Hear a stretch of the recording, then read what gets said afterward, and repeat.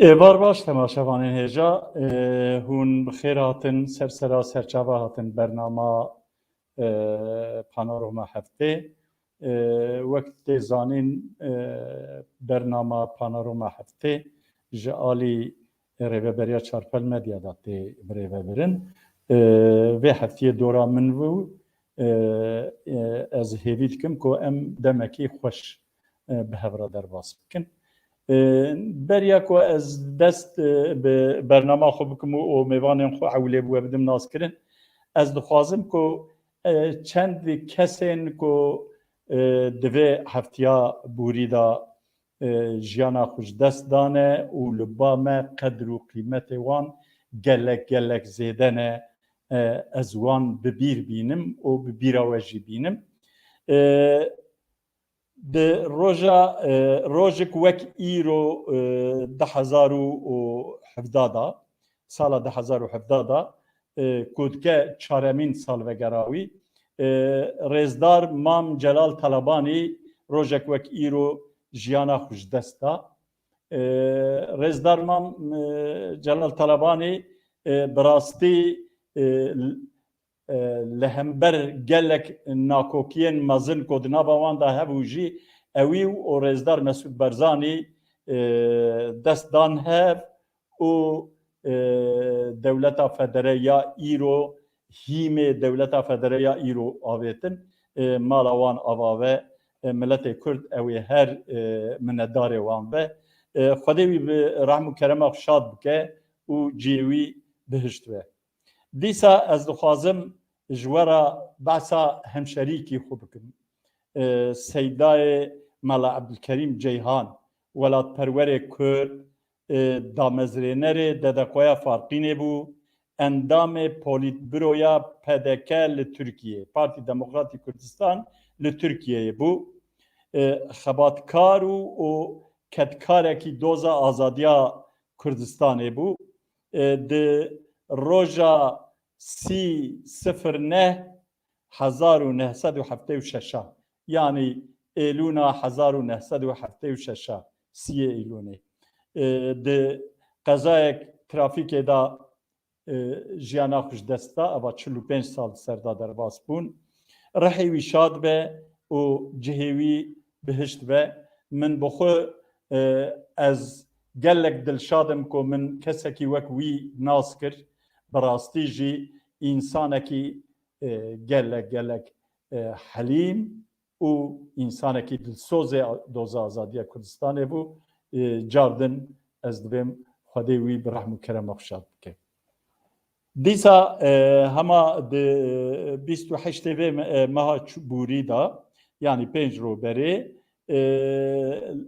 حواله می پاک اوروپا دا دخبتی Osman Tokgöz Dilsoz Doza Azadiya Kurdistanê jiyana xweş desta em ji malbata wî ra ji hezkiriyên wî ra û ji hevalên wî Partiya Azadiya Kurdistanê ra sersaxî sebir û metanet dixwazin cihê wî bihişt be inşallah.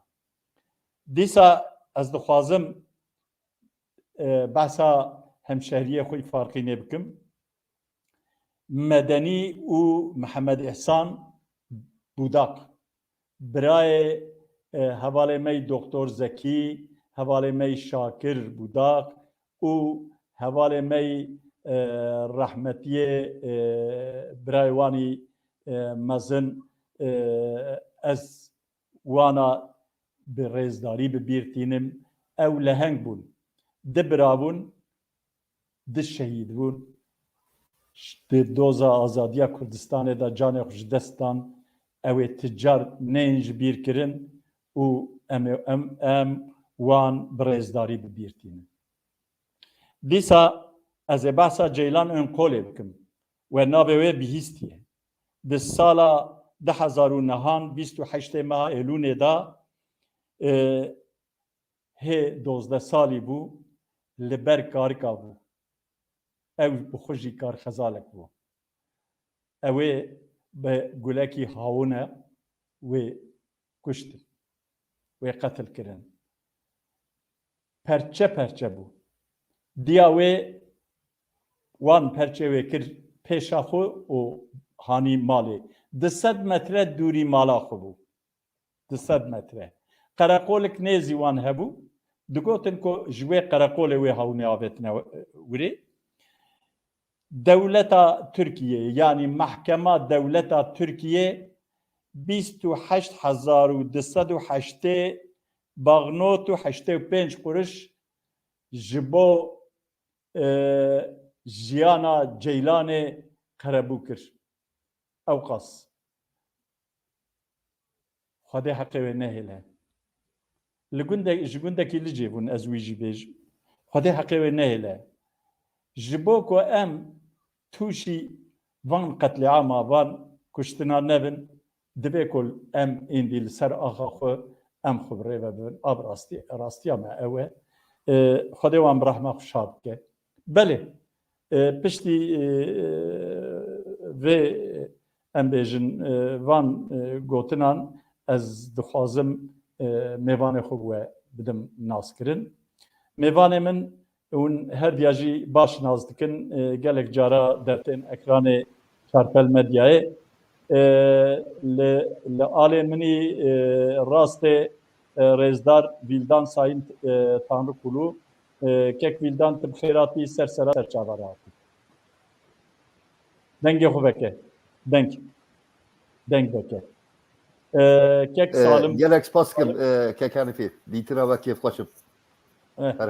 Kek salim çelîker hûn wî jî naz dikin ew bi xwe di Çarpel Medyada dema borî wek bername çêkerekî bû jî. Kek salim tu jî bi xêratî sersera serçavara. Spas tek Henîfî, silav te, silav kek Vîldan, silav hemû temaşavan jî. Têvîdarin programekî serkeftî berekêtan. Belê. Gelo hûn dixwazin li ser wan bîranînan tiştekî ku hûn bêjin heye. Yani dixwazim çend gotin ser Sêdayê Melatkerîn bêjin. Mam Celal mirovekî serokekî Kurda bû. Mala wî ava ji bo miletê Kurd xebatek kir û jina me çaseverê çû. Em wî tim bîrtînin û spas bû kedawî. Sêdayê Melatkerîn Ceyhan dixwazim çend gotin serê bêjim. Sêdayê Melatkerîn Ceyhan xweşfaqînî bû lê neska nû wî ciwanmerî nas nake. Divê ew were naskirin bahsa kedawî were gotin. Sêda li Farxînê ew kes bû ku li tovê Kurdayetiyê ajot û gelek însanê vê dawiyê ku ketin qada têkoşînê her mevkare bêje ku berhemê xebata Sêda bûn. Şagirtê wî bûn. Belê em şagirtê wî bûn. Em tev Sêda gelek spas dikin û ji bo nasandina Sêdayê Mela Ebdülkerîm Ceyhan komisyonek hat avakirin. Ez jî yek ji wan endamê vê komisyonê me em ê hewl bidin da ku Sêda bi berhemekî bidin naskirin û em bawerin xebatekî baş were kirin da ku nesla nû Sêdayê Mela Ebdülkerîm baş naskirin. Rastî xebatek pîroz e serkeftin mala we ava. Kek Vîldan tê tiştek bêjî.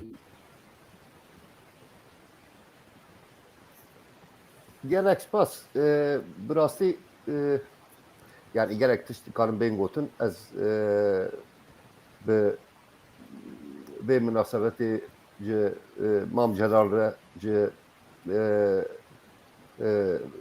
rêzdar Abdülkerîm Ceylan hin evkada Ceyhan. belê ama hin çavkaniya da wisa yani cuda derbasî ezanim ew kê de jê heye yani carekî dir parî çavlê geran de bîranînên rahmetiyê Şeyx Mehmûd Yeşîl de gelek behsa wan tişta ne bi tenê bi Partî Demokratîk Kurdistan li Tirkiye her wisa gelek hewildanên din hîn ji destpêka salên şêstî ve tê binavkirin. Ez wan bi rêz û hurmet bibîrtînim û bi gotina te ya dawî bîranîna wan dibêjim. Milletekî ew nebitevayî yên xwedî dewletî carna tên kuştin û ew dibin belkî di nav münaqeşeyê me îro de rojava me îro de wan tişta firehtir behs bikin lê qetîam û kuştina me bê dewletbûna me ye em divê vê tiştê tu carî ji bîr nekin û heta ku em bê îrade û bê dewlet bin bêguman em ê mecbûr bin gelek bîranînên bi vê şêweyî em bikin hêvîdarim me van roja dît zariyê me nebiyê me van roja nebînin di rojên azad de bi bîranînên baştir van kadirên hêja xebatkarên hêja yê gelê Kurd di bîra wan de bimîne. Spas. tek hensî ez karim ez xwedin tiştek bêjim wexta me basa melatkerên cêhan dike nabe ku basa meterin biçimî neykirin nabe ku basa Mahmûd Oxtûjî mela Mahmûd Yeşîl neykirin loma jî em van Camêr a jî van Camêr a jî bi bîrtînin em spas bû kedawan jî rehma Xwedê li wan tiraye gelek û em spas hêvîdarin nesla nû van însana nas dike bizan be kî ye kî ye wezîfa me ye ku em bi wan re bidin nasandin jî spas sağ olun belê temaşevanên hêja ka înca em li sernivîsên vê heftê binêrin ka mijarên me çi ne em lê bîne.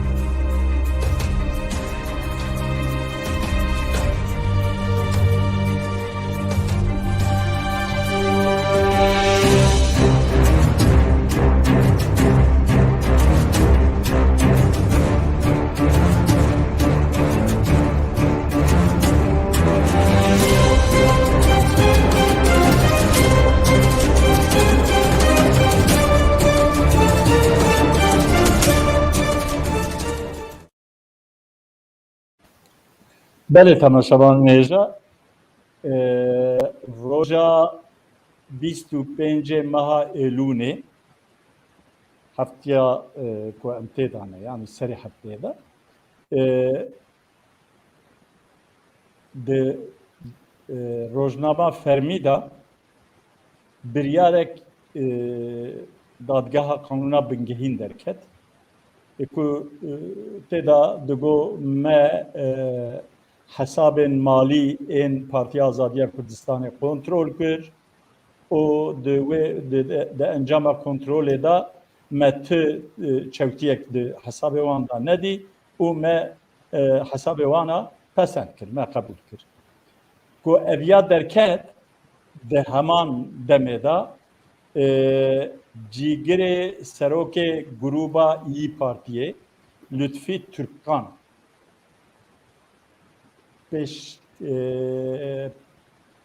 pirskî ji Wezîrê Hundir ê Tirkiye Süleyman Soylî kir got çawa dibe ku partiyek bi navê Kurdistanê têda mezrandin û got Kurdistan ku derê ye û ev mijar ket rojeva Tirkiye û rojeva Kurdên Bakurê Kurdistanê li ser viyan gelek nivîs hatin nivîsandin di rojnama da şirove derketin û herî dawî jî do Partiya Azadiya Kurdistanê li Amedê li ser vê mijarê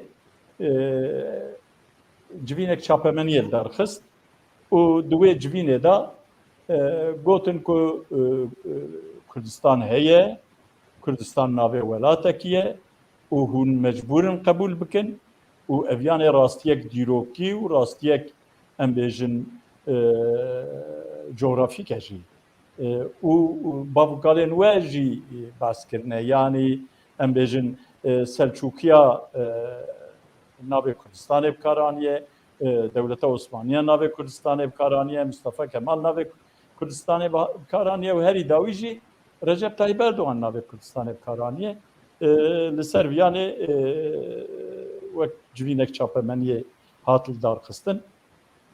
Ez încar ji we bipirsim. Gelo înkarkirina navê Kurdistanê û van partiyên ku di navê wan da Kurdistan derbas dibe ji ber ku bi awakî neyasayî dadgeha bilind a Tirkiye navê wan ji lîsteyê partiyên siyasî derxistiye. Lê hesabê wan jî pesend dike. Hûnê çi bêjin? Em hema ewilê ji kek salim dest pê bikin. Kerem kek salim. 10 دقیقه وقتی te heye piştî 10 دقیقه ez ê te hişyar bikim. Haya te işte bas spasek hanfî biraz ev babet gelek mühime ji ber vê yekê bu insanê ku di nesla me da dizanin 30-40 sal berê duwarê hişmendîtiyê da ji bo me gelek nirx hebûn welatê me netewê me vana du nirxên esasî bûn me bi zelalê di vê warî da têkoşîn da û mêjê me zelal bû ku milletê me milletê Kurd e navê welatê me Kurdistan e û me divê ev millet li ser vê axê bibe desthilatdar wek hemû milletê dunê û bibe xwedî dewlet. Lê mixabin vî 30-40 salê dawîn di vî warî da em karin bêjin ku bi giştî em têk çûn. Ev hişmendîtiya duwarê welat da duwarê netewê da ket nava dest û piya. Ê ku vê yekê jî kir PKK bû. PKK tehrîbatekî mezin kir û mêjiyê însanê me şolî kir di vê noktê da. Loma jî tevê ewqa bedela dewleta Tirk hê jî di vê noktê da li hember me êrişkar e. Milletê Tirk di vê noktê da wisa mêjî hatiye şolîkirin ku li hember me êrişkar e. Li bajarê Tirkiye Kurd wek mamela macira dibînin. Di vê noktê da qenaeta min meselek di alî me da jî heye ku em di vê noktê da bi destê PKK têk çûn. Milletê Kurd di vê noktê da bi destê PKK darbekî mezin xwar. Mala Pakê ava ku piçûk bin jî car dinê partiyên wek Pakê hene di vê noktê da pê dikutin erdê ji van nirxê me ra xwedî dertêm. Cenabê te Henîfî Turan te vî tiştî biraz te bersîvekî baş da te got ku bira herin ji Selçûkiya pirsin, bira ji Osmaniya pirsin, bira ji Mustafa Kemal pirsin ka Kurdistan ku derê ez te pîroz dikim.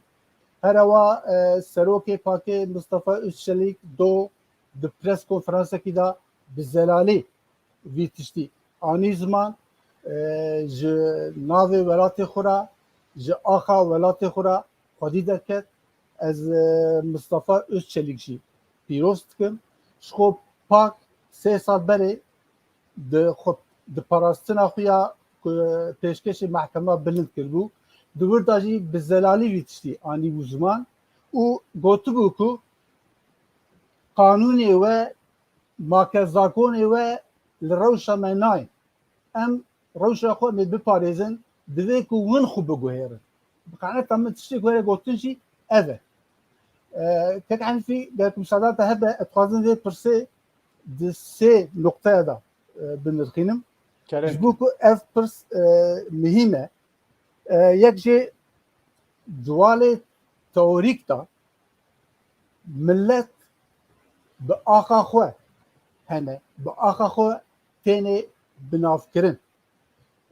teorisyene ki heye ku navi Will kimlik heye ku mevkare beja ciyavlet İsmail Beşikçi'ye Kanada'ya ba asli xu İngilizeli mesela Kubek'e da pır camerit ke o zanîn axuya akademikî her duyu da karaniye ew wexta ku milleta o grubê etnikî ji hev cuda dike divê millet ew ku li ser axa xwe dijî wekî dinê em dizanin qanûnê di rewşa navnetewiya dijî bêjin di UNê da di pirsa milleta da wexta ku pirs têne münaqeşekirin wexta ku pirsa qedera xwe bi destê xwe tê tayinkirin her ev pirs bi axê ve têgirêdan axa te tune be tu nikarî dawa serkirina xwe duwarê pêşa roja xwe da bikî tu nikarî dawa desthilatdariyê jî bikî asosiya jî em dizanin ku hani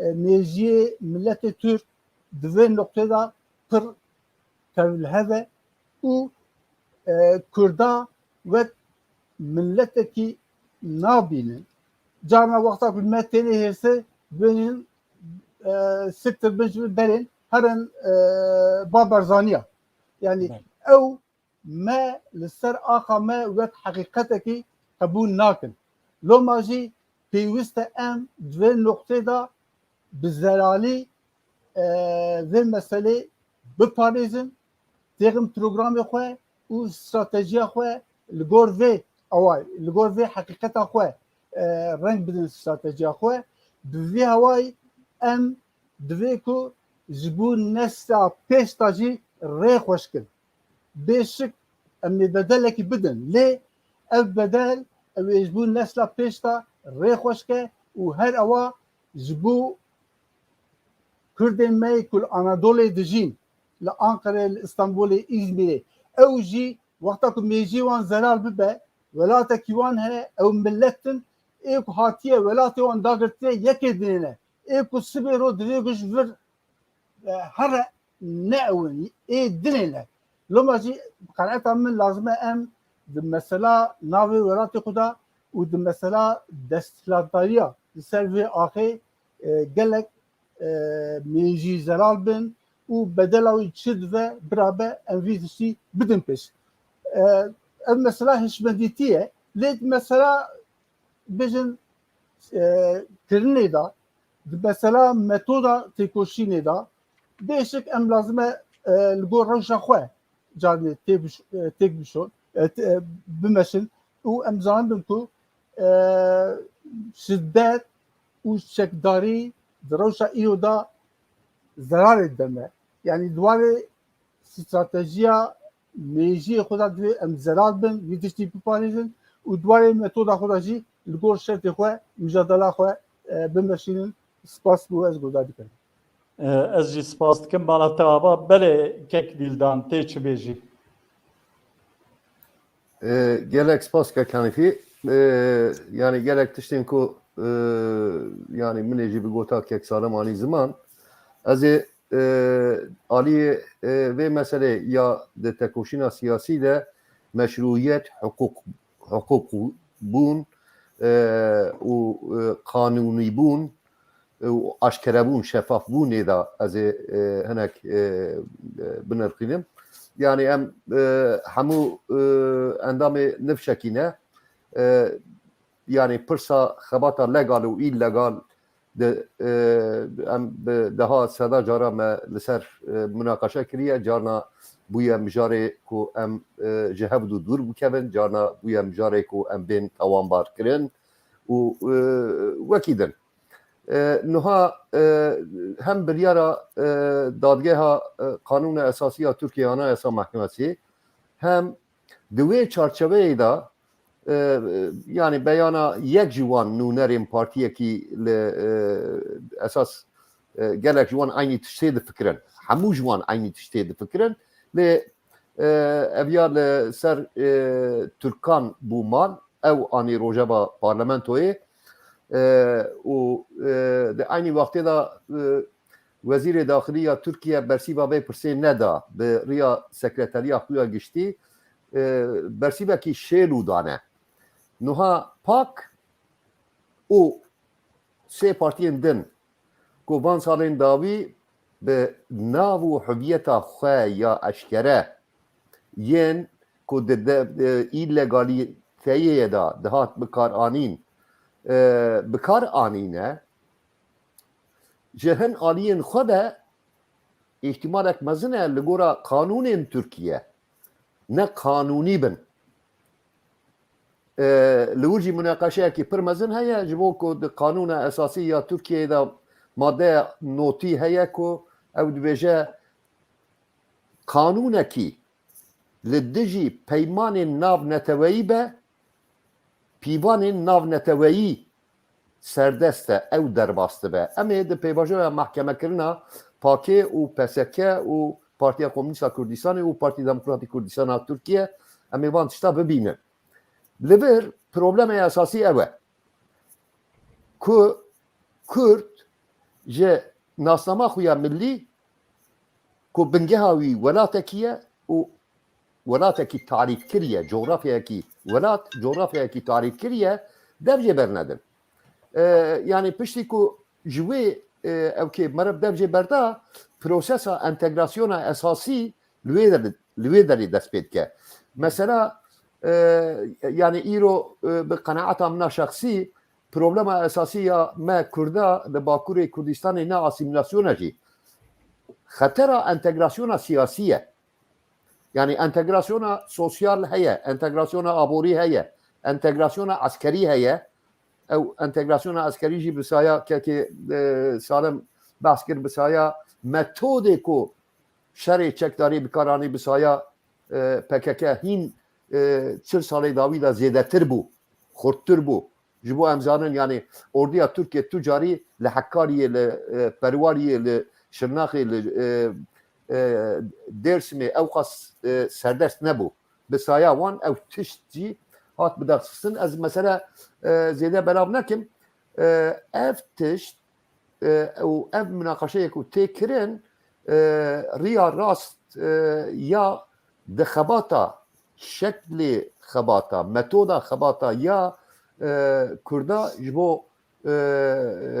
bo armanca xwe ya esasî ji bo qedera xwe bi xwe tayîn kirinê nimuneyekî pir hêja ye. Li ber yani pak hem bi parastina xwe ya ew kê da hem nûnerên Pakê Rêzdar Mustafa Özçelikî têda tu jî têda û gelek hevalên din bi beyan û daxuyaniyê xwe pir aşkere diyar kirine ku yani pirsa nasnameyê ye pirsa ax û welat e û pirsa li ser welatê xwe bi îradeya xwe ya siyasî serdestbûyî ne. Loma divê em qîmeta vê tiştê qîmeta van münaqeşana divê em baş bizanibin ew xwe çi qas têxin şeklên cuda yani aşkereye yani işte Erdoğan derdikeve dibêje ku işte min pirsa Kurd çareser kiriye pirs nemaye lê di dadgeha kanûna esasiya devleta wî dadgeha herî bilind a ew kê da çar davayên ku ji bo partiyên ku navê wan da Kurdistan heye dom dike. Ew dibêje pirsa Kurd tune ye yani Kurd nikarin bi zimanê xwe perwerde bibînin. Ew dibêje Kurd tune ye ya jî yani pirsa Kurd tune ye di jiyana rojana da li taybetî li ew kê li Rojavayê Tirkiye lê carna bi destê hêzên paramîlîter ya Tirkiye di axa Kurdistanê de jî însanên ku Kurdî strana dibêjin senetkarê ku strana dibêjin bi Kurdî tên mexdûrkirin tên mehkemekirin heta tên kuştin. Evana hemûya em wexta bidin ser hev yani carekî ew gavê ku pak 2014 da avêtibû gavekî gelek girîng e li ser wê ku daxwaza dozgeriya mahkema bilind yargıtay pek nani go ku em wekî xwe dikin em destûr û programa xwe nagorînin em navê Kurdistanê ji evkê ranakin û li ser wî jî hîn peyvajoya mahkemê dom dike em ê binêrin çi dibe ew mahkeme li wê derê xilas nabe yani dadgeha Kanuna Esasiya Türkiye Anayasa Mahkemesi vakta biryara girtinê jî bide rêya mahkema mafê mirovaya Avrupayê vekiriye û nimuneyên vê tiştê hene dawa Hak Parê heye dawa Demokratik Kitle Partisi Partiya girse ya de Serokatiya Şerafettin Elçî de ew her du dava jî çûn evkê mahkema mafê miroviya Avrupayê li wê derê netîceyên pir enteresan derketin û daxwazên Tirkiye nehatin qebûl kirin herçendî navê wan da navê Kurdistan tune jî eger li ber nakokiya Tirkiye çi ye di madda 2820 ku kanûna partiyên siyasî ye di bendê dudiya de dinivîsîne ku tu partiyekî siyasî ku li Tirkiye hatiye ava kirin nikare iddia bike ku li Tirkiye kêm neteweyên cuda hene û nikare bi navê wan partiya ava bike û nikare ji bo wan kêm neteweya doza maf û azadiya bike yani madde 2820 bendê dudiya bendê B eviya dibêje tu eslê xwe de tu liviya binêrî eger mahkemeyên Tirkiye vê kanûnê tatbîq bikin yani destpêkê da Recep Tayyip Erdogan û partiya wî û hemû partiya divê bigirin ji bo hemû partî yani bi kêmanî di usluba xwe ya siyasî de bejî êdî nikarin înkar bikin ku li Tirkiye Kurd hene ew Kurd potansiyelekî pir mezinin hejmarekî pir mezinin daxwazê Kurda hene û li gora Recep Tayyip Erdogan ev pirs hatiye çareserkirin ew bi xwe vê pirsê çareser kiriye ji bê qesta min ew e ku di vê pirsê da Tirk bi xwe serê wan nezerale kanûna wan nezerale yasayê wan nezerale tiştê ku li me dikeve divê em digotin û kirinê xwe da bi israr bin tekoşîna millî tekoşînekî dirêj e sebir dixwaze bênfireyî dixwaze israr dixwaze îstikrar dixwaze û biryadarî dixwaze ez bi vê münasebetê hem pakê hem jî hevanên din partiyên din ku cesaret kirine bi navê Kurdistanê müracaat kirine partiyê xwe danîne herçend îro ew belkî pir xurt nînin hêzekî pir mezin nînin lê ev ê tarîx vê gavê wan ev helwesta wan ew ê bi serbilindî behs bike spas dikim. Ez jî spas dikim mala te ava. Digotin bêjim. Keremke. Ew tekbîrdan bahsa partiyê dinê jî ki biraz ne tenê pak ew çend partiyê dinê jî navê Kurdistanê ser wan heye û wek partiyê qanûnî xwe pêş lê mixabin van partiyê dinê min nedan pakê mesela vê heftekî ye ev tiştê münaqeşe kirin lê di raya Kurdî ya giştî da ev tişt pir nak münaqeşe kirin yani herçî entegrasyonîstin ji ko ew aşkere ye ti hêvîkî mirov ji wan nîne lê ev van beşên Kurdistanî çi partiyê ku di navê wan de Kurdistan heye çi beşên ku hê nebûne partiyê vî navî wan divê xwe bidana pêş heftekî ye ev tiştê münaqeşe kirin tu deng ji wan derneket ev ciyê daxê ye lazim e vana jî bêjin mil bidana pakê do pres konferansiya pakê hebû Mustafa Özçelik deket xwe da îfade kirin lê çavê mirov li wan însana bû jî çi bu Kurdistan ne malê bavê pakê ye pak tenga xwe da ji vî tişta xwe dertê me lêvî bû ku wan partiyê me dinê jî wan beşên kuşkuruz bên Kurdistan mil bidana pakê û xwe bidana pêş mixabin di wê noqtê da qeneeta min kêmasikî çêbû. Spas. Kek salim di wî warî da ez dixwazim hin agahiyan bidim belkî haya we jê tineve di pres konferansa do da Partiya Sosyalîsta Kurdistanê bi serok û çend sergirdeyên xwe beşdar bûn. Dîsa em bêjin tevgera Demokratên Kurdistan koşxura dibên tevger ew heval beşdar bûbûn nûnerê wan wir hebûn. Nûnerê Partiya Komünîstên Kurdistan li wir hebûn. Nûnerê me dengê wan nebîst ku nana kek Mustafa bi xwe erê ama hatibûn wirê nûnerê Pêl Kurdê hatibûn wirê. Ez bawerim nûnerekî ji Partî Demokratî Kurdistan Bakur jî li wê derê bû. Em dîsa ez li ser navê Partiya Azadiya Kurdistanê ji ber ku ez do li wirê beşdar bûbûm û li wê derê bûm ez spasî wan hemû biraderan dikim. Ez dixwazim ya bêjim wek cenabê te jî got mesela parastina navê Kurdistanê mesela pakênîne. Pak yani Kurdistan welatê hemû Kurdaye em li ser navê hemû Kurda navê welatê xwe em ê biparêzin.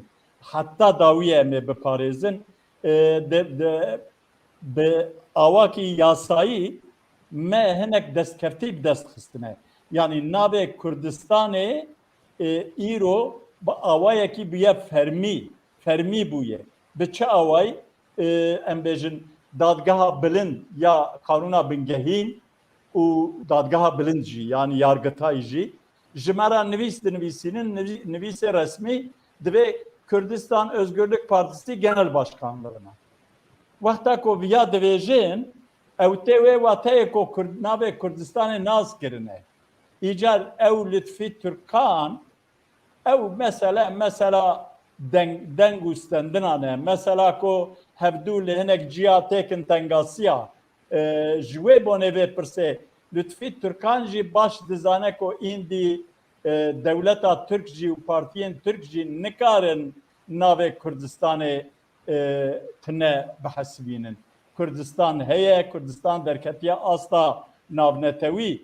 İro serokê Herêma Kurdistanê li wan paytextên Ewropa û Amerîka û Rusyayê aynî wek Birêz Recep Tayyip Erdoğan bi çi awayî tê pêşwazî kirin ew jî bi wî rengî tên pêşwazî kirin. Ji ber wî êdî dewleta Türk divê ku henkî hişê xwe bide serê. Bi rastî êdî ev mesele bi înkarê û bi îmhayê û bi kuştinê naqede. Awayê em divên bavê min Kurdistan heye, Kurdistan welatê me ye, em dixwazin xwe tê de îdare bikin, hûn tên me bikujin jî em dengê xwe jî ji we re nakin. Kerim kin werin me bikujin. Werin me bavên hepsa. Lêbelê heye, hûn me bavên hepsa jî heye. Hûn me bikujin jî heye. Lê em ne şîdet bikartînin, ne jî em destê xwe ji we re bilind dikin. Em ê bêjin, em ê bi tenê nebêjin. Ez bawerim ew ê her ku biçe, ew ê nivşên nû werin û wê ew jî bêjin. Îcar ka wê dewlet çi bike ji me? Ka wê çi bike, wê çawa bike ji me? Yani mesele ev e, divê ku îndî milletê Kurd em werin ser vê hişbendiyê. Em dev ji şîdetê berdin, şîdet bi rastî zehîr e. Zehîr tîne dike wê tekoşîna milletê Kurd. Belê, ez pir zêde dirêj nekim, ez em derbasî mijara xwe didiya bibin. Mala we ava me mijara xwe dema xwe da me hema bêje qedan. Mijara me didiya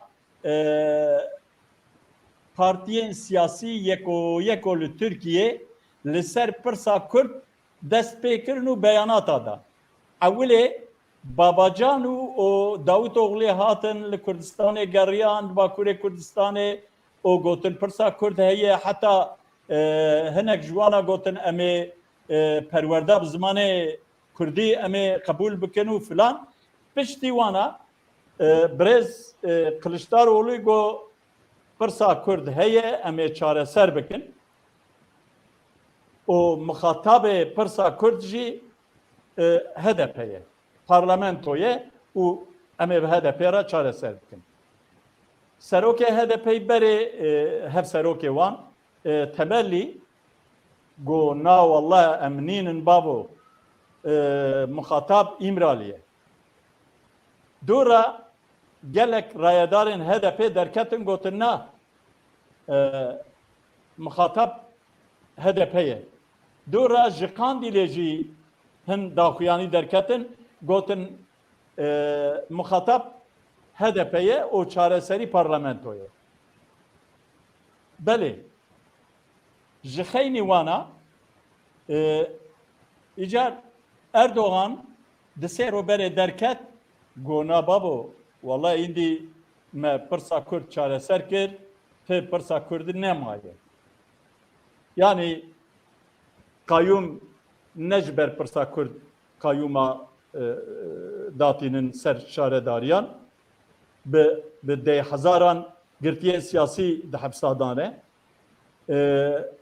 او نجبر پرسا کرده و شخو مافه ملت کرد کو بزمان خو پرورده بوه و زمان ویل دورا کو لی دجی بوه زمان فرمی اید دیال ترکیه او شخو چاره سر بیه و لوما کو اردوغان دوه ما چاره سر کرد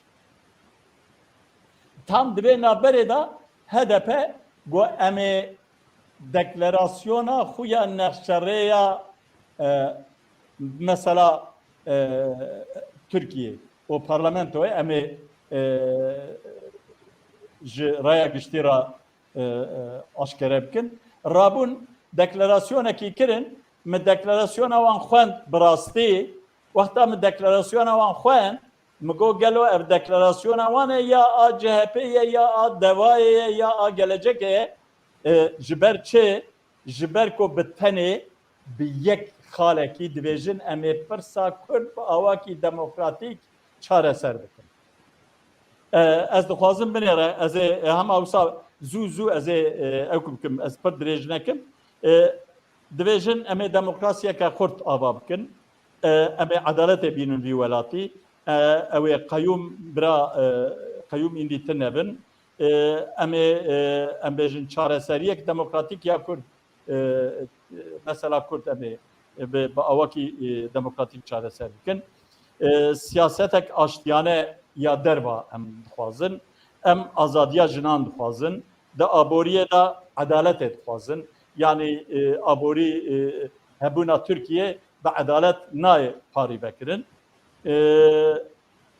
جخینی وی د سازین دولت دا لیاقت تنه ایکو لایقی کارکینه او ناین ویره نه لایقنتن ایسا چیه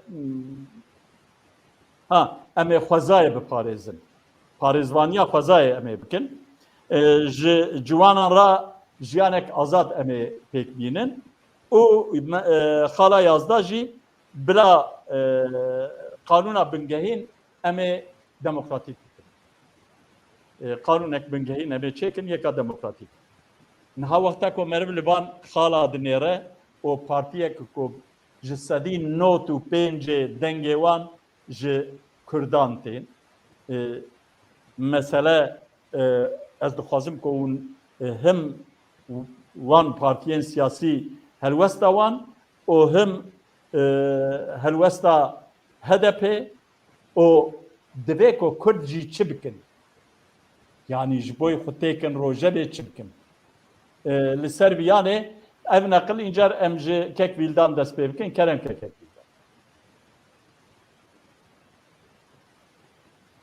belê min deng vekir kek Hanîfî bi rastî eviya yani tu jî qulpî alî me alî farqînê qulpê wan dera mesela gayê kanika heye ez mesela gayê kanik ez ê ew nekim behs nekim lê ez ê anekdotekî xwe bi wî ez ê dest pê kim anekdotek dişibe hebûdû niha 1930 da rahmetî Yaşar Kaya Seroköy'e şahı komera mafê mirova Diyarbakır Fevzi Veznedar oğlu û Behçet Afşar yek ji hevalê me yê Dede Kaderliyên kevin lê wê şahê bi çapemeniya nêzî apociya li Almanya kar dikire û her sê hatin Swêdê ji bo ziyaretekî Yaşar Kaya jî serokê depê bû wê şahê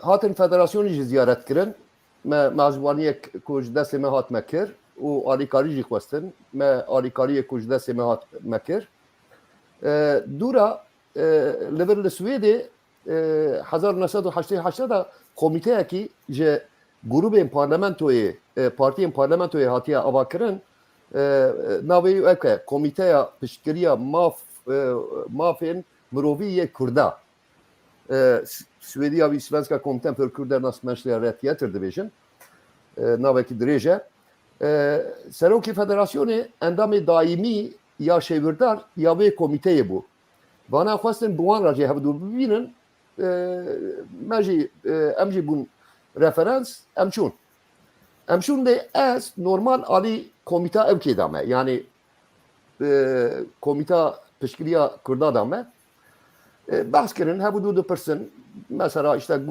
yani ew milletvekiliyê ku parlamenterên ku di wê komîteyê de bûn her yek ji wan di partiya xwe da jî di komisyona peywendiyên siyaseta xaricî de cî digirtin yani ne insanên wisa ew bû Gustaf Bornesen Maria Liesner Berit Eriksson Viola Frubjelke evara û çend endamê wan ê din Rêzdar Yaşar ez dirêj nakim Rêzdar Yaşar Kaya behs kir her sê çar cümleyê derbas dikir digo Şam her sê çar cümle derbas dikir digo Şam her velhasıl bi vî awê qederî yani 35 dakika peyvî û Swêdî jî bi maqûl bêdeng ew kirin pir balkêş bû kes pirs jê nekir civîn xelas bû baş tê bîra min wekî îro di nav notê min da jî hene Viola Frubjelke sosyal demokrat bû wextekî li Şamê konsolosî jî kiribû ne konsolosî ambasadî jî kiribû û ez barim cîgirê serokê eger neqelet bim cîgirê serokê komîteyê bû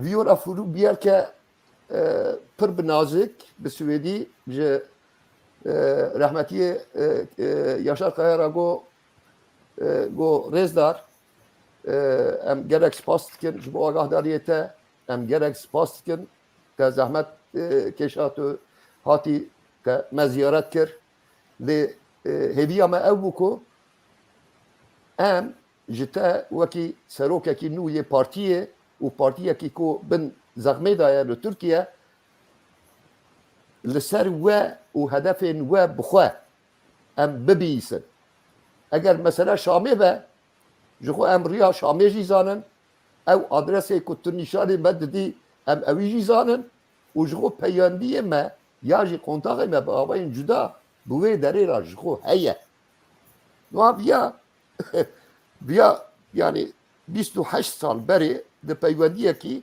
nîv dîplomatîk de meseleyekî qewmî ye niha partiyekî şexsiyeta xwe ya siyasî meşruiyeta xwe ya siyasî û armanca xwe ya siyasî eger ji çavkariyekî din bigire herkes bi xwe dizane ku ew nikare bibe muhatabê pirsekî ev ya ABC'yê peywendiyên ticari, peywendiyên siyasî, peywendiyên insanî de her tiştî da wisa ye yani ez bi wek şexsiyetekî hukukî ez derkevim nûnariya tiştekî bikim ez herim bi hinî kara bazarî bikim ticarete de ya siyasi de.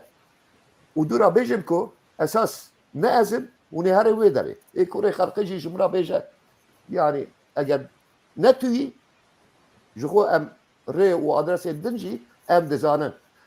Yani problem û paradoksa kerema xwe henkî ew ki bike yani paradoksa partiyên tevgerên legal ku nêzî PKK hereket dikin ev e.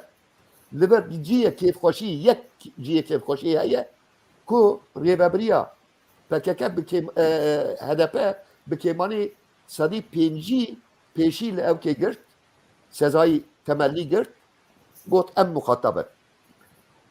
û aliyê din jî divê em bizanibin.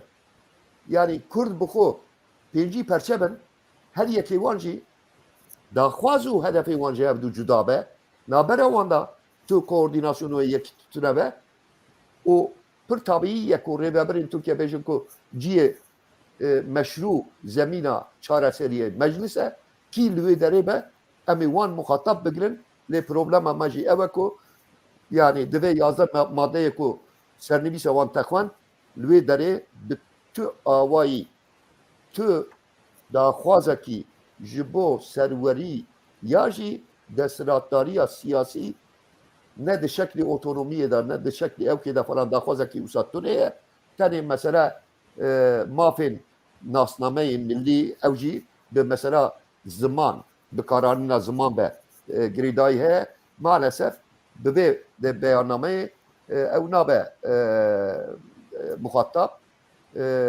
bi tenê baş ku meclis eviya münakaşa bike bi qenaeta min partiyên din ji derveyê meclisê karin tesîrî lê bikin mesela dudiya jî ew e ku yani partiyekî ku ji Kurda 6 milyon ray bigire wexta pirsa Kurd bi vî awayî ew qas bû be faktura esasî ya desthilat li Tirkiye bi çi awayî bê guherandin ew qas yani sexik nabe yani ev beyannameyekî sexik e yani wekî yani haya wan ji dunyayê tune be yani pirsa Kurd ne mesela tenê ziman e eger ev tê münaqeşe kirin divê tu armanca xwe yê esasî jî bikarî deynî holê tiştek ku ez duî war dibêjim ev bin. Spas. Gelek spas. Belek ek salim. Em saatê nerêrî. Sulê nerêre belkî dirêj bû. Zê caretin saatê binêrim. Tamam.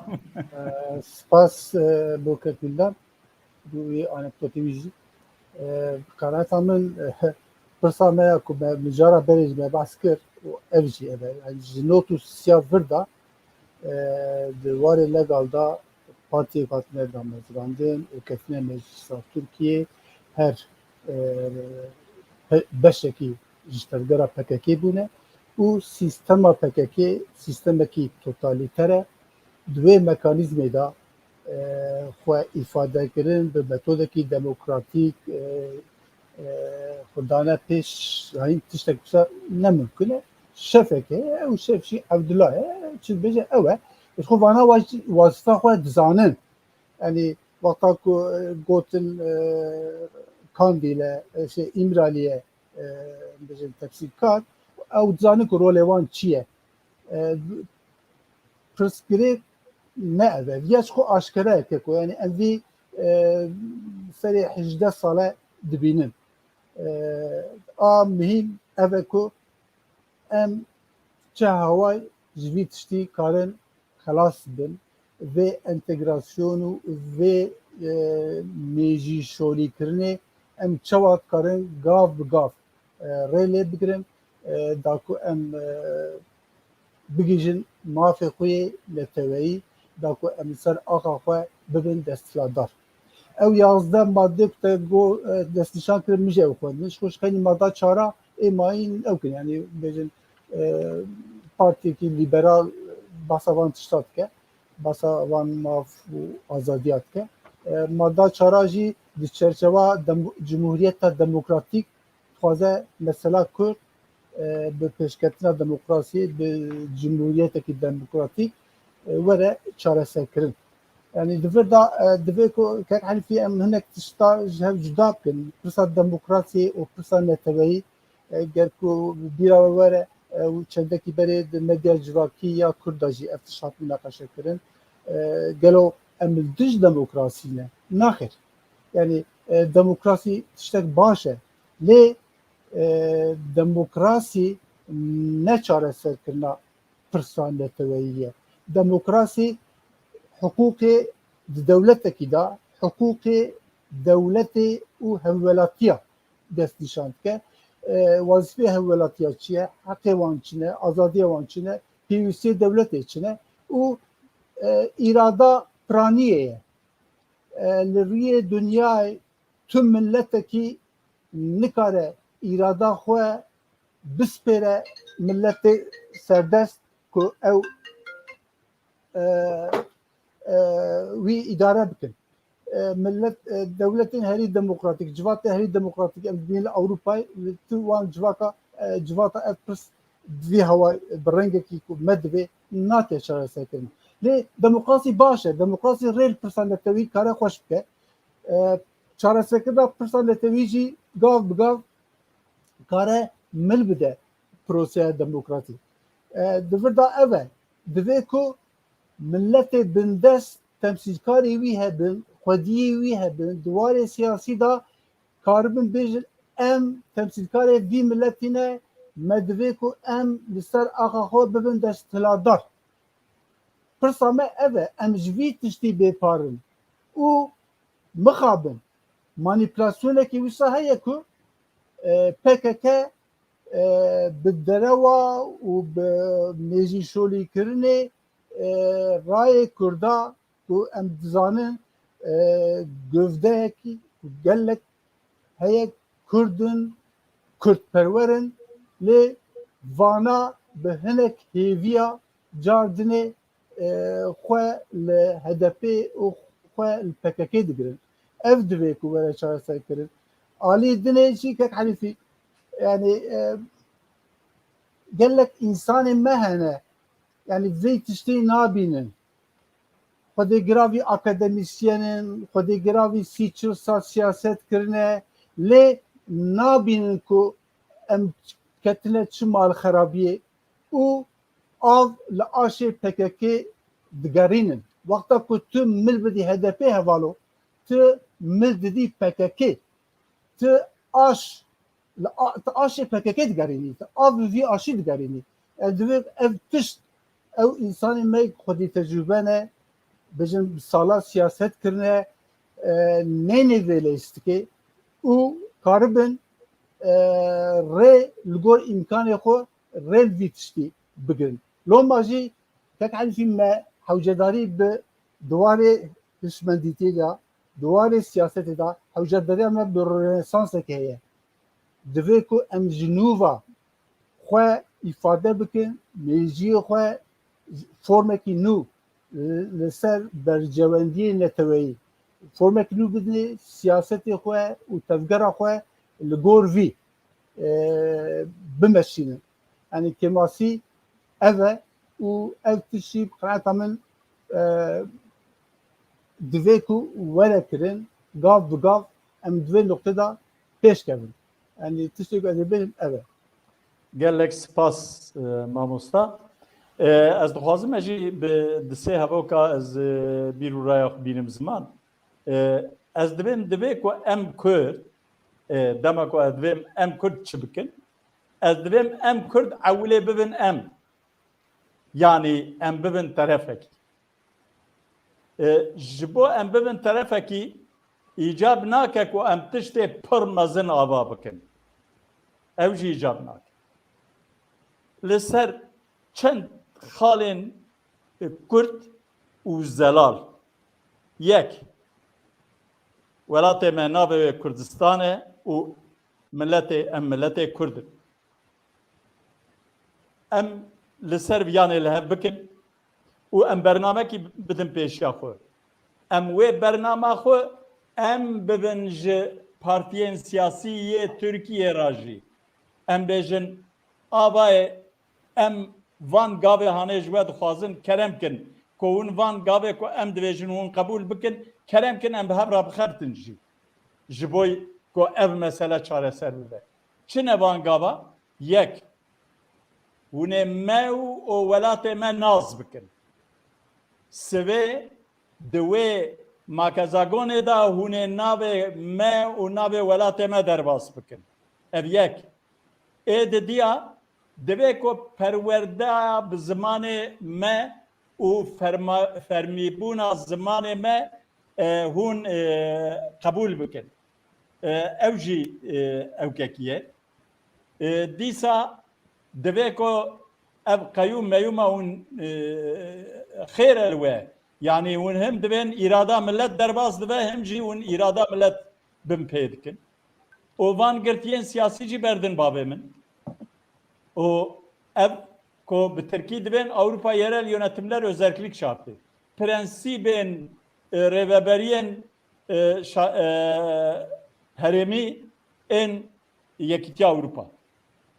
Wî jî qebûl bikin, bêjin em qebûl dikin, deklare bikin, kerem kin em rûnên em bi hevra em li ser vê meselê em guftûgo bikin û em pêwendî bi hevra deynin. Mesela me tev ev e ku em dikaribin viya bikin, yani em bibin teref û em bêjin haydi kerem kin em çareser bikin. Em lêviya wan nemînin ku hinek bêjin mixatab îmraliye em nizanim kurê mesela Kurd o Kurdistanê meselekî siyasiye divê ku awayekî siyasî were çareser kirin. Mesele tev ev e. Divê ku Kurd bibin terefekî o Tirk jî bibin terefekî û rûnên û çareser bikin. Mesele tev ev e. Spas em derbasî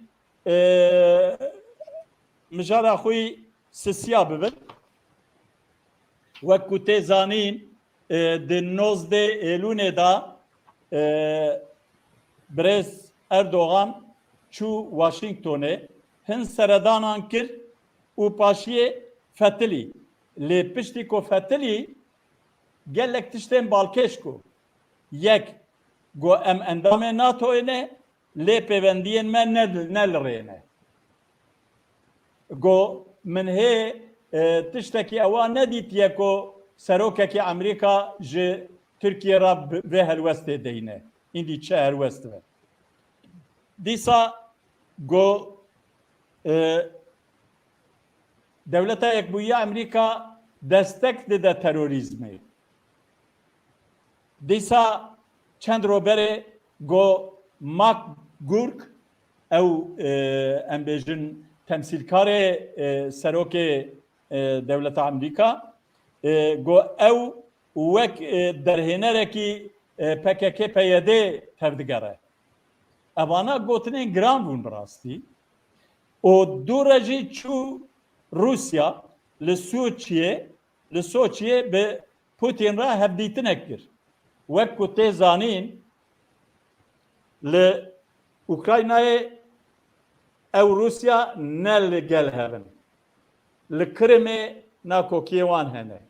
Li Kafkasyayê nakokiyê wan hene. Li Libyayê weka ku ne terefin. Di heman terefa da nînin. Li Sûriye, li İdlibê problemê wanî mezin hene. Ev li ser van mesela çi xeberdan em nizanin. Ji ber ku piştî ku ewka wan qediya ti daxuyanîkî nedan. Heta li gor edetê ye Wezareta Derva ya Rusya ew berdevkê wezareta wan normal de ewkê waya da daxuyaniya didan.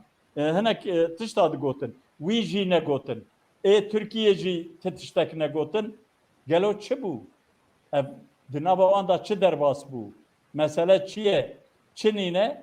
Ez dixwazim kekvîldan em ev neqil wala bawer ke dora kek salim ne dora te berê kek salim. Baş be doram de.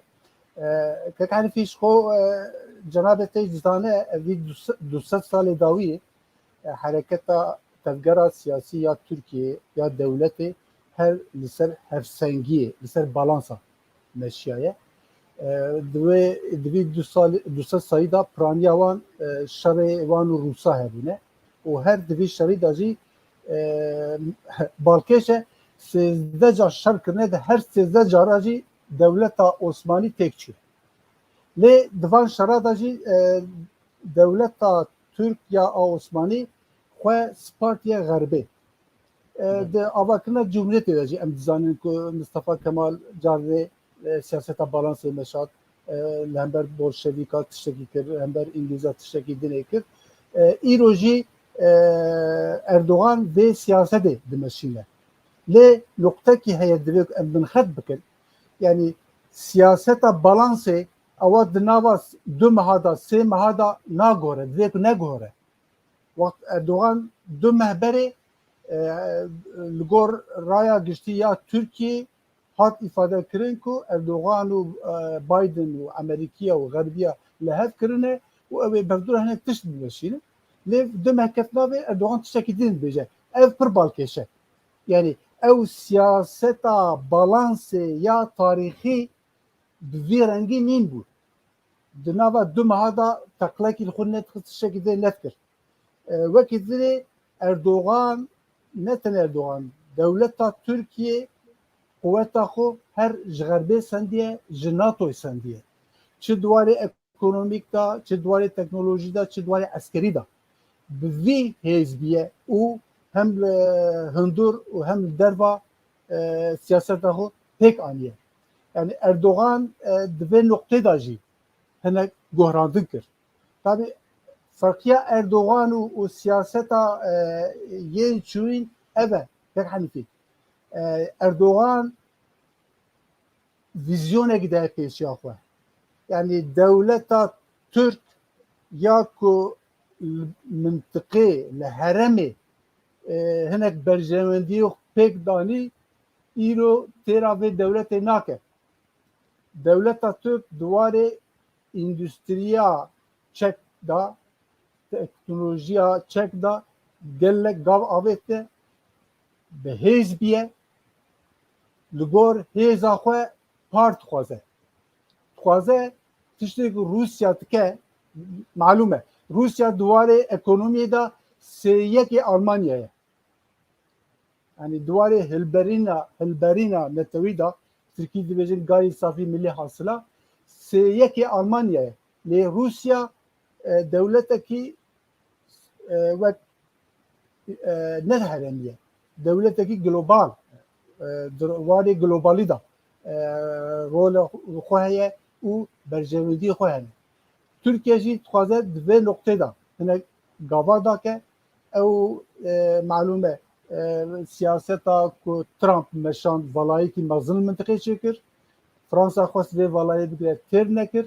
Rusya û Tirkiye di vî warî da gelek gav avêtin. û ev vizyonê Erdogan e. Ev ji siyaseta Tirkiye ya klasîk cuda ye. Çend sal berê îdeolojî vê siyasetê jî hebû. Çi bû?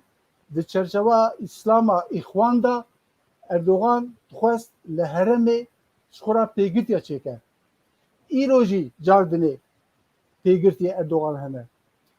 Qatar, Azerbaycan, Libya vana wek dibinê sîwana Tirkiye dane. Ev Tirkiye ji dewletekî heremî wêdatir tişt daye pêşiya xwe. Loma jî Erdogan îro li gor hêza xwe dawa tişta dike. Wekî din Erdogan vî van kirinê xwe di siyaseta hundirîn da jî bikartîne. Loma jî rîst heye ku Erdogan di 2023 da neçe hilbijartin. Ku şerekî li hember gerekiya derxe ya şerekî li Sûriye bawakî dinê derxe neçe. Çünkü politika ji ber ku politika hundir û a derva ketine nava hev Erdogan hevokên dawî bêje. Belê Erdogan newêre dev ji desthilatdariyê berde ev rîskekî mezin ji bûyî ditirse ku here mehkemê vana tev heqîqeta Tirkiye ya îroyî ne lê bercewendiyê milletê Kurd di vê noqtê da li Bakurê Kurdistanê Tirkiyekî ku bi Xerbê ra bi Amerîka ra li hev be çêtir e ji bo me ku em karibin gav bi gav pirsa xwe pêş rabin. Spas. Ez jî spas dikim. Berê Kekbîldan کەک ساڵم دەبێژە ممکنە کۆ 2023 دا ئەردۆغان نەچە هەلبژارتنان ژی لێ ji alîkîdin da wexta çû Soçiyê hinek tişt fêga dikevin bîra min li gor rêkeftinên navbera Tirkiye û Rûsya da divê ku Tirkiye li İdlibê rê li pêşiya wan hêzên tundirew ê İslamî bigirta wan bêçek bikira.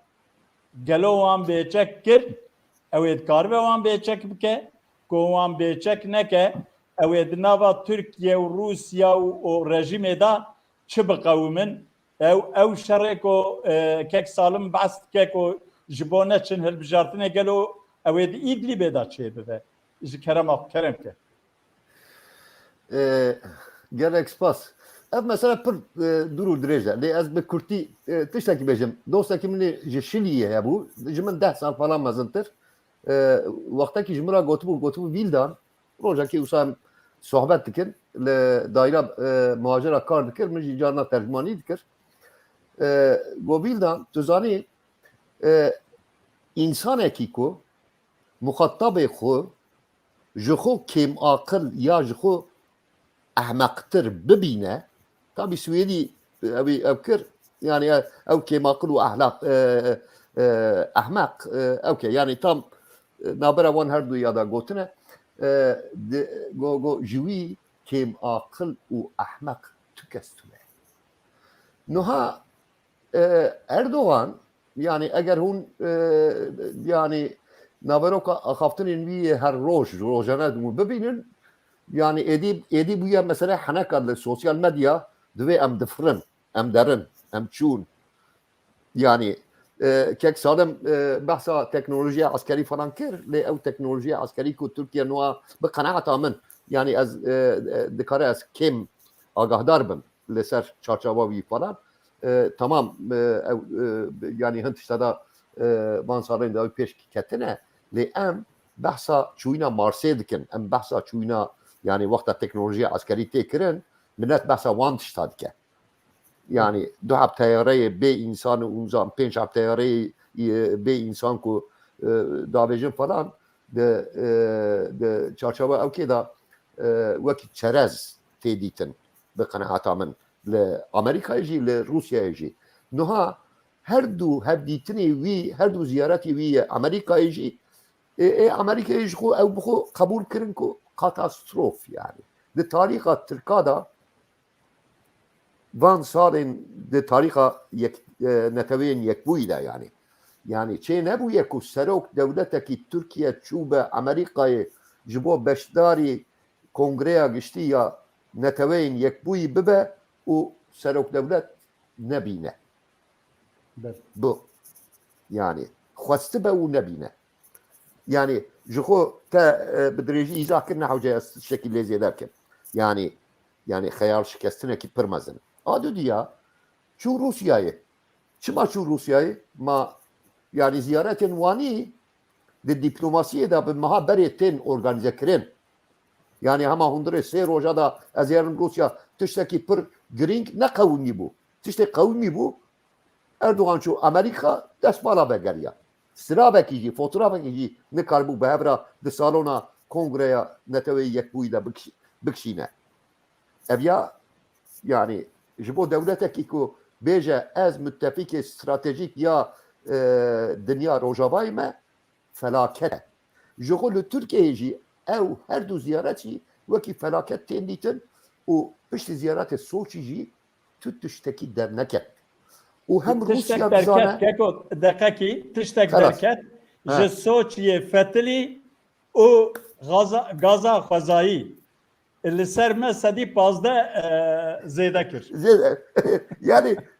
yani detay pirin yani wexta me detay pirin yani niha vegeriya yek gotin derneket ji devî yek gotin derneket yani pir ecêbe Erdoğan ere Putin bibîne û nizam çi ji xwe de medya civakî ya Tirkiyeyê da Tirk bi xwe henekê xwe pê dikin dibêjin ku em şerm dikin hezar anekdota dinivîsînin yani ev ya çi ye evya Erdoğan bûye pisîkekê ku pê li qemçika wî hatiye kirin berê xwe dide wî yadî tiştek tune berê xwe dide wî yadî tiştek tune hem Amerîka dizane hem Rusya dizane li pişt wan hêzên radîkalê İslamî cihadî Türkiye hene evya Swêd jî zane evya Almanya jî zane evya Fransa jî zane ji hemwelatiyên xwe dizanin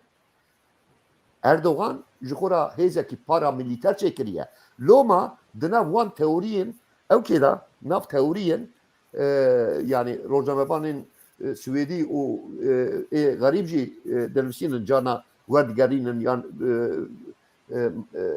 çap meriv çap pê dikeve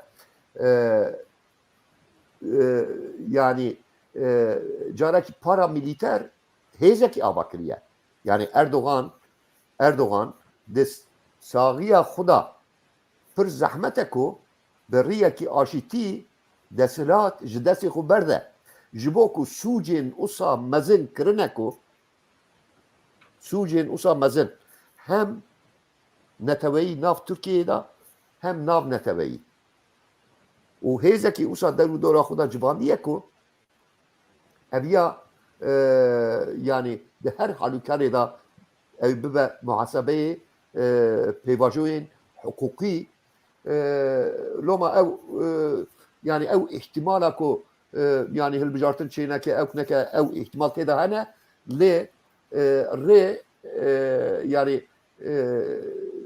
bi qenaeta min siyaseta Erdoğan îro ketiye labîrentekî bê derî ku derkeve derve hevokê xwe dawî yani hevoka min a dawî ew e Erdoğan ev her du ziyaretê wî jî nîşan dan ku û reaksiyonên ku hem nav neteweyî hem neteweyî di nav Tirkiyeyê da li ser netîceyên her du ziyareta wî hatiye dayîn hatine rojevê rojemevan siyasetmevan akademisyen herkes nivîsandin li ser van tişta ew e ku Erdoğan di nav labîrentekî ku deriyê wî yê derketinê tune de ye û nav wê labîrentê da get dere wî yanî serê wî lê dikeve getê wî yanî serê wî lê dikeve lê problem çi ye li Tirkiye alternatîfa siyasî ya xurt ew ke eviya ye destê Erdoğan û desthilata Erdoğan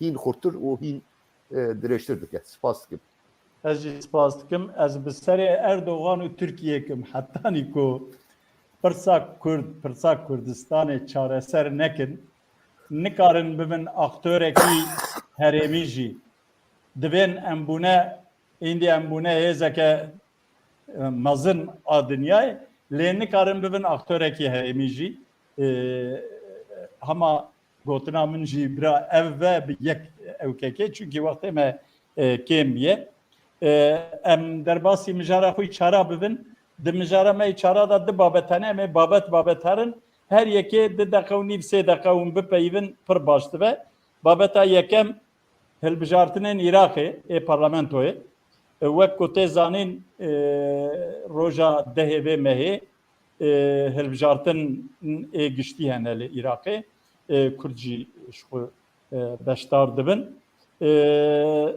bi tevahî 109 partî û 21 koalîsyon beşdarî vê ewkê dibin 329 sendeliye ew ê post hene ji bo wî ew ketine em bêjin ezmûnekê 3249 kes dixwazin bibin parlamenter ez wisa bêjim dîsa wek ku tê zanîn pedeke ji sala 2017 û virdan yanî piştî ku Kerkûk ket û virda li Kerkûkê tune bû îsal hê nû çend mehberê eva disê me heko derbasî Kerkûkê bûn û hilbijartinên beriya vêya jî li Kerkûkê neketin hilbijartinan cara yekeme ku ketin hilbijartinan dîsa yekîtî Niştimanî Kurdistan û Goran her du bi hev re wek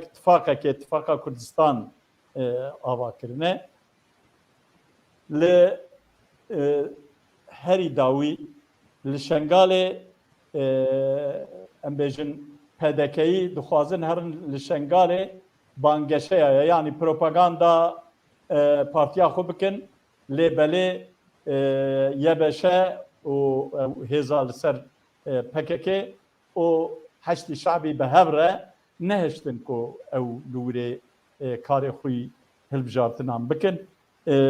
Kerem kin kekvîldan ewlê inca doretê kerem ke. Di sê deqe. Belê kekanî gelek spas. Niha hilbijartinên li Iraqê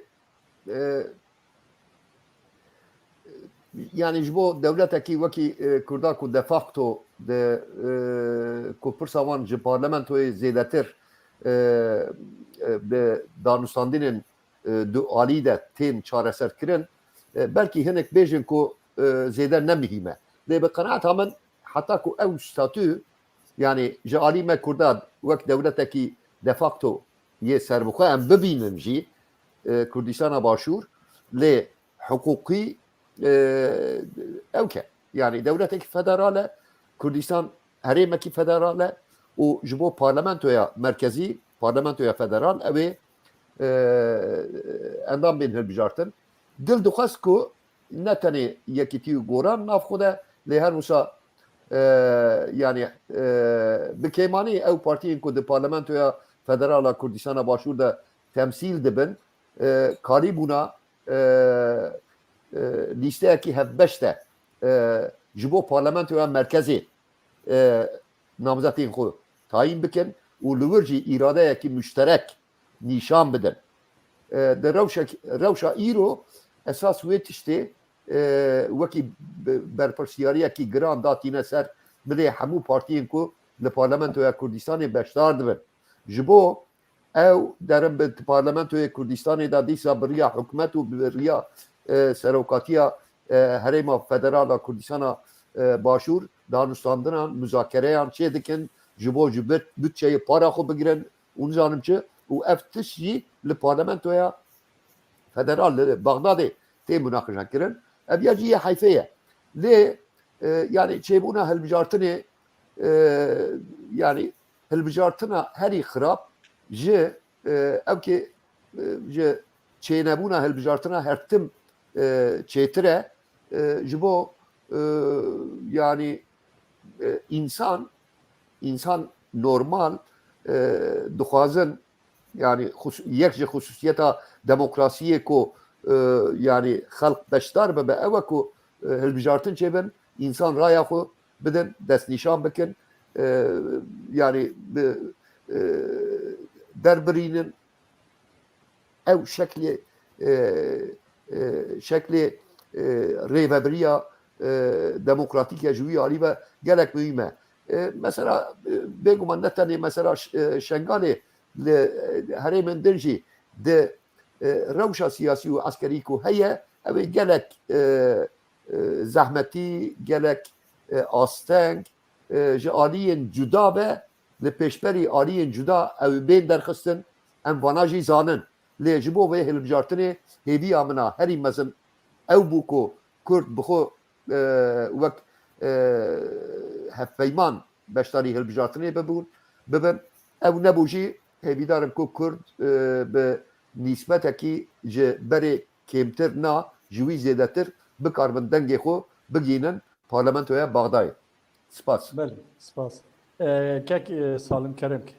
Ama dixwazim gotina kekvîdan ya dawî destê bikim lîstekî hevbeş qeneta min vêlerî rame ne kul tevaya Kurdistanê lê bindikayî li herêmên ku madda 140 ku herêmê ji bo münaqeşê Kerkûkê Şêxan Cêlî ne li van herêma hevdûra lîstekî hevbeş dexistbûne ve çêtirbûne bindikayî li van herêma hê ku wek şêla Kurdistanî bi cî nediye Kurd nava xwe de neketin rekabetê ew ê çêtirbûne li tevaya Kurdistanê yani Partî Demokrata Kurdistanê sistûna Kurdistanê divê em bibînin yani ev partî divê xurttir be ev partî divê ku diwarê desthilatdariyê de pêşvetir be ev partiyek ku hemû talûke û rîskê ku êriş karin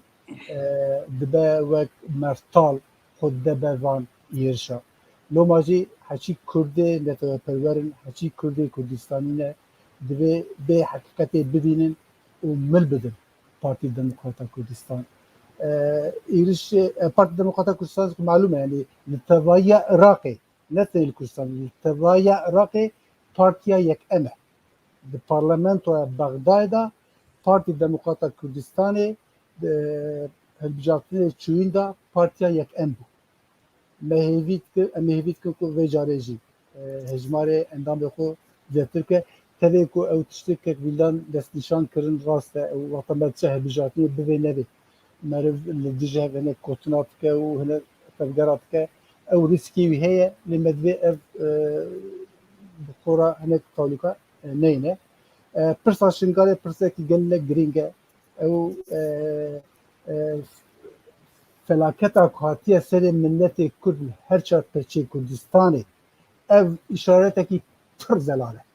Yani YBŞ, MBŞ tune hani PKK ye. Yani van nava tev naylon e. Yani sırf ji bo kamufleke navê êzîdîtiyê kartînî, navê yekî gelek nava kartînî. Lê PKK ye û milletê Kurd tûşê felaketekî diye. Em divê vî tiştî bibînin. Li Bakur wisa ne, li Başûr wisa ne, li Rojava wisa ne. Ew tiştê ku te got rast e karakterê PKK ev e. Yani hêzekî totalîter e ciyê ku ewlûrî bi cî dibin li wê derê ne azadî heye, ne demokrasî heye, ne xwe îfadekirin heye, ne xwe organîzekirin heye. Loma jî îşaretekî wî bû lê muhtemel e ku ew sindoqê ku binê ewa PKK dane li Şingalê dengê wan sindoqa muhtemelen ew ê neyne hilbijartin ji bo ku ev pirsiye komisyona bilind ya hilbijartinê ev komisyon karar li serê bigire muhtemel e ku ew sindoqê ku di destê PKK dane dengê wan sindoqa neyê hilbijartin qenetam a rastî jî ev e. Spas. Ez jî spas dikim. Ez jî li gel we her du cenabê we her diyane jî xwezil Kurd bi yek lîsteyekê, bi yek tifakekê, bi yek alîkî bûna ew ê pir çêtir bûna. Lê tişkî kêfxweşiyê jî heye mesela li Bexdayê Kurd gihîştin rêkeftinekê ku kîjan partî em bêjin berbijêrê wê li kîjan herêmê çünkü hilbijartinê sîstema wanî hilbijartinê em bêjin Bexdayê kirine 5-6 herêm û dikevin hilbijartinan li kîjan herêmê kîjan partiyê Xurt ve Partiyê Kurda êdinê tev ew ê destek bidin em bêjin berbijêrê wê partiyê. Bi wî rengî rêkeftinek di nava wan de heye ev jî dîsa gavekî erêniye. O hêviya me ew e ku piştî hilbijartina Kurd wek grûbekî yek partiyekê tev bigerin li parlamentoya Bexdayê. Wek aliyê Kurd tev bigerin ji ber ku bi rastî îşê wan zor e. Yani wexta ku meriv li wê parlamentoyê dinêre 329 deng têda hene ew ê Kurd ka çiqas li gor nüfusa xwe ve jî dîsa jî ka wê çiqas bigire. Yani ji ber wî divê bibin wek kulmekî. Spas ez em derbasî xala xwe dinê bibin. Serokê odeya wazirganî û pîşesaziyê Mehmet Kaya bi lijneyekê ji Amedê çû li Duhokê beşdarî fuara geştiyariyê bû. Li wirê komxebatekî çêkirin. Di wê komxebatê da bi waliyê Duhokê ra bi wezîrê kar û barê geştiyariyê da û bi odeya bazirganî û pîşesaziyê a Duhokê ra hevdîtinê gelek girîng pêkanîn. Bi rastî ku meriv xeberên ewa dibihîze kêfa merivtê yani gerk û karsazên Kurd ê Bakur û Başûr bi hev re têkevin nav pêwendiyên aborî ew nêzîkbûyîna perçên Kurdistanê jî hinkî dinê asa dibe, hinkî dinê hêsan dibe. Divî warî da dîsa herî ji we bi 2 deqe û nîv falan û dikaribin çünkü saet û nîva me qediyaye hema hûn Kurd bibirin ji kerema xwe belêkek salim em ji te dest pê dikin. Belê cenabê jî ku ev têkiliyên geştiyarî ya jî turizm ji bo perçê Kurdistanê gelek giring e. Danûstandiya aborî, danûstandiya civakî herawa danûstandiya siyasî û îdeolojikî jî bixweretîne. Ji xwe Kurdên neteweperwer ji bo wan mesela eşkere ye. Yani nexşe Kurdistanê, nirxên Kurdistanê, alaya Kurdistanê, yekgirtiya Kurdistanê ji bo wan eşkere ye. Lê cemaetên hedû perçeya bidin bistînin ev cenabê te jî amaje pê kir tiştê giring in û em vî karî karekî pîroz dibînin. Spas bi wan kesê ku vî karî da bîne wesîle. Spas. Ez jî spas dikim. Belê kek bîldan. Ama çend evoka. Keko yani peywendiyên nav dezgehên cuda niha li ber yani dezgehê bazirganan sanayî Diyarbekir merkezekî giring e ji bo Kurdistana Bakur ew yani ji bo min a herî muhîm ew e ku navbera dezgeha da ew peywendî çêdibe ji bo organizekirin ji bo pêştebirin di seviya şexsî da bêguman dilê her Kurdekî da çûyîna hatin daxwaz heye lê bana ji bo pêşeroja Kurdistanê peywendiyên giring in û nav dezgehên bazirganî ya Kurdistana Bakur û bajarên Kurdistana Başûr de û rêxistinên din nav hiqûqnasa da, nav mamosteya da, nav sendîkaya da ew peywendê çi qas baş be her yek ji wan li gora qabiliyeta xwe li gora karîna xwe ew ê bikarbin wê nêzîkbûnê xurttir bikin, zêdetir bikin û ev tiştî cibata me pêş derve. Yani dibî warî de di wextekî wanî Kurd e ancak ez bikarim biya bêjim peywendiyên bi wî awayî bi her awayî bê piştgirîkirin û bê teşvîq kirin. Gelek spas. Berê em derbasî mijara xwe pênca bibin. Mijara me pênca wek ku tê zanîn çend roj berê yani vê heftiya derbas bû ku derbas bû di nava vê heftiyê da şandeke ku ji Meclisa Sûriya Demokratîk û Rêveberiya Xweser pêk hatî yani her du bi hev re ewilê ji alî Rusyayê ve hatin vexwendin û çûn Moskovayê û du re ji wir fetrîn û hema rasta rast încar Washington wan vexwend û çûn Washingtonê gelo çi dibe hema ez bi kurtasî dîsa bi çend hevoka vê meselê ji we bipirsin belê kek bîldan. Kekanî niha mesela Suriye meselekî yani pir tevlî hebe Suriye qada şerê nabera Rusya û Amerîkayê de ye di eslê xwe da. Rusya û hevkarên Rusya, İran, Çîn û Amerika û hevkarên Amerika devletên Rojava Kurd ji bo ku de Kurd li Suriye faktorekî ne. Kurd bi xwe faktorekî ne. Loma her du alî jî ew faktora ku realîteyekî ye li Rojavayê Kurdistanê, Başûrê Rojavayê Kurdistanê dixwazin bikişînin cem xwe. Lê bedelê viya wê çi be ew nediyar e.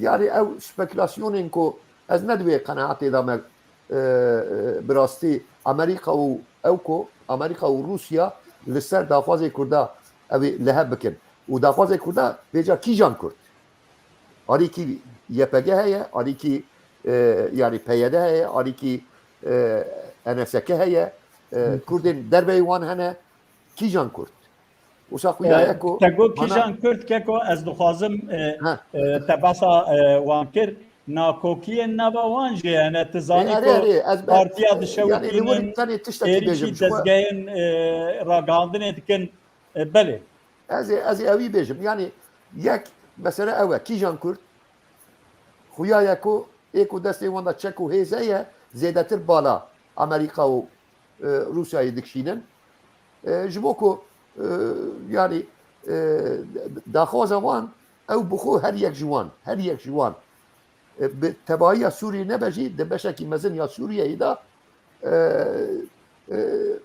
desthilatdar bin û pir baş dizanin ku yani ew rêya bo behra spî ji bo her duya jî pir stratejîk e yani sibê dust be mesela İdlibê xelas bibe mesela Efrîn û mesela ciyên din ew ê çi be kî li wirin çawa bibe yani eviya dîsa bi mesela îradeya Kurdên başûr be girêdayî û maalesef li wê derê jî yek cümle ez ê bêjim esas cümleyekî na ez ê behsa yek tiştekî tenê bikim yani em herin ji xelkê daxwaza demokrasiyê bikin û em li ciyê ku em bixwe desthilatdarin yani herfa de tenê ya demokrasiyê pêk neynin kurê xelkê belkî berjewendiyê wan hebe îro li rûyê me bikenin lê sibê dust be ew ji me re bêjin di herin îşê xwe baş tê bîra min parlamenterekî Swêdî dîsa ez derim salên notî PKK di kongra xwe ya çara belgeyên kongra xwe ya çara belav kiribû navê pêncî û du kesa hebû ku hatibûn kuştin yani îdam kirin û di biryara kongra çara îtibara wan îade kiribûn bêja ev dostê Swêdî ji ku derê bihîstibû ez nizanim ji min pirsî yani xwest serrast bike gelo bi rastî eviya mühîm e rast e ne rast e yani hinek jê re bas kiribûn min got wela rast e got çawa dibe min got wisa kirine yani îdam kirine dûra jî gotine wela me xeletî kiriye û ew baş e yani em ê herin ji Tirkiye re bêjin ku yani Tirkiye li hepsxana insana dikuje cezayê îdamê rake em ê herin li Qamişlû li Efrînê insana biravînin insana bikujin ya jî nav rêxistinên xwe da dunya ne kere ne kore evan tiştana dibînin li gora viya jî helbest ew dikin helwest datînin loma yani Kurdên başûrê Rojavayê Kurdistanê yani bin serhev ciyê ku yekîtiya Kurda tune be Kurd nikarin misqarekî tiştekî bi dest bikin Kurd di destê xelkî da ew ê tenê bibin leyistik ew leyistik jî îro belkî ji bo wan kêrhatî be lê ji bo müstekbela milletê Kurd felaket e tiştê ez dikarim bêjim me spas belê kek salim ji bo ku Kurd nebin leyistik di destê xelkê da ti divê çi ji bo Kurd nebin leyistik di destê xelkê da divê ku em hinek tişta bibînin hani berê me qal dikir wata me behsa tiştê dünyayê dikir şoreşa dünyayê dikir me digo sê bîleşenê şoreşa dünya heye dimêjin welatê sosyalîstin hereketa karkire û milletê bin dest şerê wan rizgariye keko îro ev her sê tişî tune çi me heye îro yek jî xwebûn heye yani ê ku xwebûna xwe ra ji hebûna xwe ra ji xwebûna xwe ra nîn be ew tune sıfır ê didiya keko berjewendiyên hevbeş hene yani divê ku em van tişta bibînin